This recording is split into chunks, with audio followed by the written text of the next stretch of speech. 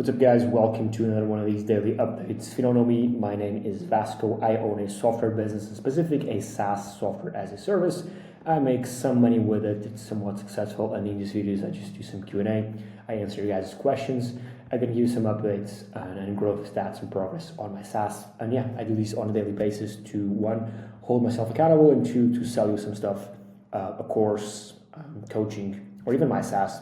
I'm still trying to figure that out as I go. So yeah, let's just jump straight into the questions. Guys, thank you so much again for leaving the questions, asking stuff. I do my best to answer them based off of my experience. So any questions you guys have about my SaaS, I mean, anything, like just let me know. Because yeah, I want to go over some cool stuff today. But as always, let's just start with the Q&A. Thompson says, a little over a week ago, I got rid of the free plan. And this comes from a video that I made, like saying that we're going to remove our free plan. Because at the moment, like a week ago, 2 days ago, sorry, you could just use a free trial. And our free trial basically allowed you to get onto the SaaS. And it wasn't a free trial in the sense that after 7 days, whatever, you stop getting access. No, the free trial was you got like 20 credits and you got like limited access to certain features. So it wasn't like really a free trial. But now when you log in, get started, like you can only like choose a plan. So you can't try anything for free. There's no free plan. And the premise here is that we're going to make a lot more money with this because, I mean, I went over my theory in the past video, but basically, in essence, I feel like if people, I mean, yeah, I made a post about this on LinkedIn, but basically we had 1,700 people over the past, I think, 90 days that got an account, logged in, right, and used the free trial, like used a couple of features of our products for free and did not convert, okay? And so my thesis is that if we had 1,700 people give us their email, log in and give it a go, and not buy, okay, I feel like that the curiosity that all these people had that led them to give us their email, sign up, verify their email, and test is still there. So I feel like if there was a paywall, which now there is, like this, they'll still be curious enough to actually buy it, to use it. And because they're actually paying money up front, they're going to be much more serious about how they use the product, because before, like, they were just getting it for free, so they would not put enough effort into it. And our product is quite complex. Like, just look at, again, my goal isn't to sell you on this. If you want to buy it, good. If not, no worries. But just look at the complexity of, for example, of simple settings right here. There's just so much you can configure. There's just so much you can do. So a lot of like nuanced, advanced settings. There's just so much. And I feel like people who got in for free, it makes sense, right? People only value what they pay for, right? But I feel like people who went in for free weren't putting enough effort, thus they would never, our conversion rate was not going to be trash. And sure, you could argue that we could have like an amazing onboarding, and we invested in that. You could like collect feedback and change things around, and sure, that can work, but I feel like there's a higher ROI in just hardcore paywalling it than just doing all that nuance. Now, this can still fail, by the way. I don't know. I'm confident, excuse me, that our MRR is just going to skyrocket, our monthly recurring revenue, MRR. But we'll see. I'll keep you guys updated. But yeah, that's to give you some context to this comment right here, which Thompson says, a week ago, I got rid of my free plan. At the time, I had 20 free users, and 8% of them completed onboarding. Only one of them actually used it. Exactly, because free people only like value stuff. A few days ago, after I got rid of the free plan, I got my first paying customer at a starter for $49 a month. I think ironically you need to charge money to get people invested enough to use it. Exactly. I just said this. I didn't even read your comment before. But yeah, I totally agree. Otherwise, they won't have any skin in the game, exactly, to use the product with fullest benefit. I also think is where pay for users subscription. Yeah, 100%, man. I agree. Congrats. Good to hear, man. Good to hear this. So again, this is just more proof that removing the free trial can work. I don't want to say that removing the free trial guaranteed works, because some products it might not work, but in most cases than not, charging for your stuff is the way to go. Because you just get more serious people. So good stuff, man. Good stuff. And Manoj, hopefully I'm saying your name right. Sorry, man, if I'm butchering it. Kumar says, thank you for answering my previous questions about sell before you build. My next concern is about talking to customers. I usually send emails to gather feedback or ask if they would like to set up a call to discuss any needs or issues. But most of the time, I don't hear back. I often see advice like talk to customers, repeat everywhere. This, and even I say that all the times. and I'll dive a bit. I'll dive deep into this a bit. Excuse me. But in my case, it's not really working, or maybe I'm doing something totally wrong. Could you please shed some light on this? The main goal is to get feedback from them, and I'd really appreciate your guidance and how to approach customers the right way. Well, hopefully, I mean, you're only gonna get valuable feedback and willingness feedback from people who actually pay. Excuse me. If you're trying to collect feedback from free users, well, one, it's gonna be very hard because they don't care, and two, the feedback, if they give you any, is gonna be shit. So collecting feedback from paying users is super easy, right? Because they're invested in you hearing what they want, so you can make the product better to satisfy their needs better. So it's easy. What I do in terms of operations is we usually put our higher paying customers directly onto Slack, so we can just speak with them on a more closer chat-based type thing, not via just email. But again, usually people who are paying you, they want more stuff. So just asking just does the job. So I'm wondering why you're having so much trouble talking to customers.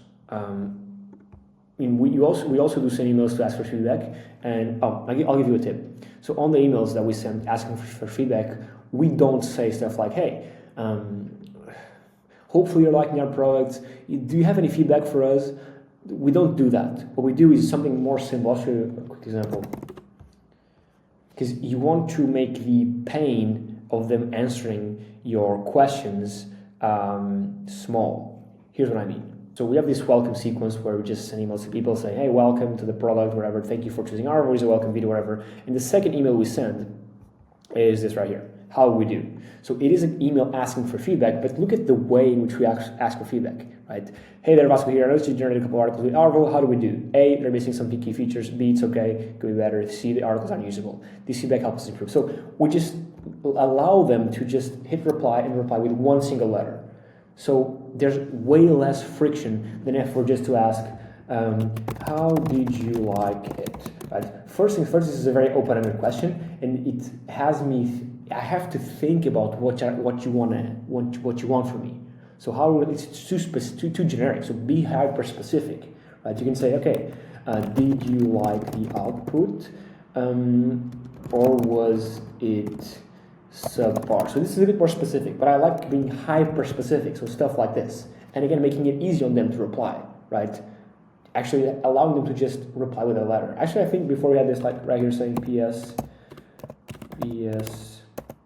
Jesus, just reply with A, B, or C. I think we have it. I think we have it on some of the emails. So the way in which, again, we gather feedback is, again, through email as well, okay?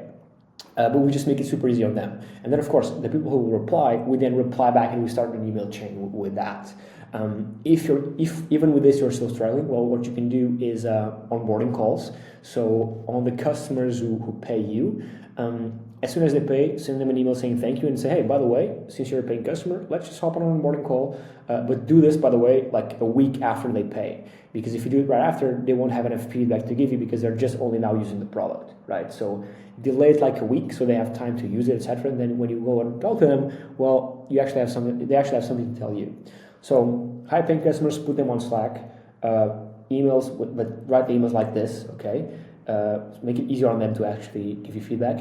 And 3 calls a couple of days later or a week later after they buy. That's pretty much it what we do, basically. Not that complicated, but again, if people are paying you, they're going to be much more willing to give you feedback. So hopefully this helps out. But yeah, this is repeated everywhere because it's just true. Like talking to customers, as cringe and as cliche as it sounds, it's literally the only way, or not the only way, because sometimes people think they know what they want, but in reality, they don't really know what they want. And if you have a lot of customers, you're going to have people asking you for a bunch of things. And if you go like crazy building all the features everyone wants, you're just going to like be spread way too thin. So you need to have some critical thinking about the features you build, the feedback you take, right? But I don't think you're at that point yet.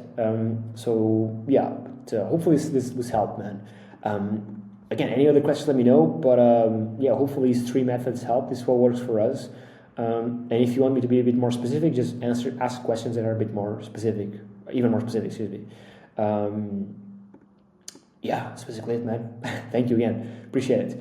Now, I was working on today on like making our site look less confusing, because now that people cannot do a free trial, right, before they buy, they really have to understand how our product works.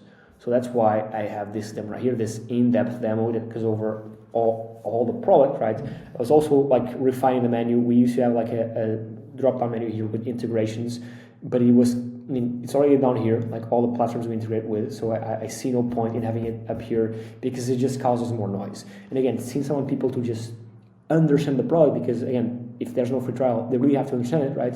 I wanted to have less ways or less places they can click, so if they click the features, they can click the features and they can see, okay, here's what this feature does. So there's less noise and there's there's basically less noise, so for them to understand what the product does. In other words, there's less menus they can click on, and the ones they click gives them direct access to the features and what all the features do, right? And again, the whole goal is because they cannot try the product for free. Before they buy, they're going to do a lot more research. So previously, maybe they just won't even click this. They don't really care. I mean, let me just sign up for free and see the features. There's no point in me like going here and watching this video because I can just sign up for free and test out the feature. Now they can't. So now they have to actively click here and watch the videos, read through what the feature does. So these pages just became way more important overnight because people now actually have to read this stuff, have to click around, have to see all this, right? Hopefully I'm making my point across. Like, these are so much more important now that there's no free trial, because again, people, well, previously they could just simply ignore this because they could just click there, get a free trial and see everything. Now they can't. So now they have to click here to see what all this stuff does, to see how this works. And so I'm working on adding, and we'll still do this today, videos to every single page, every single feature page, just like this one. A lot of them have them already, but a lot of them are missing the videos. So I need to work on that so that people can actually understand what this does. And I was also like looking at the heat maps, and funny enough, most people click resources. I feel like it's because the word resources can be associated with free stuff or freebies or goodies, so people click this a lot, way more than they click anything else, right?